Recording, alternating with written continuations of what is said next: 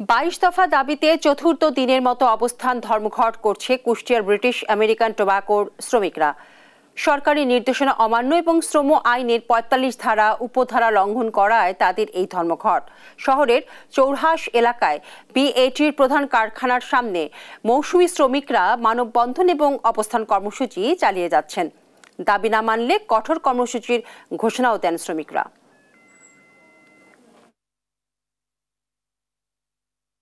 আমাদের দাবি হচ্ছে আমাদের এক নিয়োগপত্রের মধ্যে আনতে হবে, আর চাকরির যে মূল শর্ত প্রভিডেন্ট ফান্ড, গ্রাচুইটি এবং কোম্পানির যে একটা প্র্যাকটিস আছে মাল্টিন্যাশনাল কোম্পানির লভ্যাংশ, আমাদেরকে সেই লভ্যাংশ থেকে বঞ্চিত করা হয়েছে এবং আইনের ভুল ব্যাখ্যা দিয়ে আমাদেরকে বারবার বলা হয়েছে যে আইনে আমরা পাই না।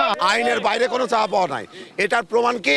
সচিবালয় থেকে যে চিঠিটা দেওয়া হয়েছে সেটা এই আইনের আলোকে দেওয়া হয়েছে, কোম্পানিকে নির্দেশ দেওয়া হয়েছে এগুলো সব মেনে নেন। কোম্পানিকে সে সকল ন্যায্য মেনে নিতে আমরা অনুরোধ করছি এবং আমরা শ্রমিক, আমরা কি জন্য রাস্তায় নামবো? আমরা মেশিন চালাবো।